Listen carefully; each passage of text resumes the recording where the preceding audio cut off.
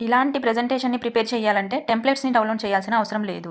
ఎలా ప్రిపేర్ చేయాలో చూద్దాం. ఫస్ట్ అయితే రెక్టాంగిల్ షేప్‌ని డ్రా చేసుకోండి. ఈ కార్నర్‌లో రైట్ క్లిక్ చేసి డిలీట్ పాయింట్ అనే ఆప్షన్‌ని క్లిక్ చేసుకుంటే ఈ కార్నర్ రిమూవ్ అవుతుంది.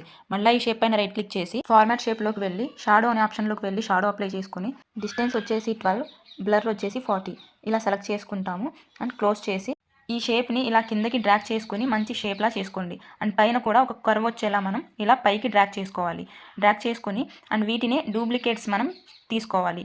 సో ఈ షేప్‌ని ఒక 4 డూప్లికేట్స్ అనేవి తీసుకుంటున్నా. అండ్ ఈ అన్ని షేప్స్‌ని సైజెస్ అనేవి తగ్గించుకొని లేయర్స్‌లా ఒకదానిపైన ఒకటి మనం అరేంజ్ చేసుకోవాలి. ఈ విధంగా ప్రాపర్‌గా అడ్జస్ట్ చేసుకొని గ్రూప్ లాంచర్‌లోకి వెళ్ళి ఇక్కడ మనకి గ్రేడియంట్ అనే ఆప్షన్స్ ఉంటాయి. గ్రేడియంట్ ఆప్షన్స్ అన్నీ మనం ఇక్కడ సెలెక్ట్ చేసుకోవాలి. కలర్ సెలెక్ట్ చేసుకొని మనకు కావాల్సిన విధంగా గ్రేడియంట్స్ అనేవి అప్లై చేసుకొని క్లోజ్ చేస్తే ఇలా ప్రతి ఒక్క లేయర్ కూడా అప్లై చేసుకోవాలి.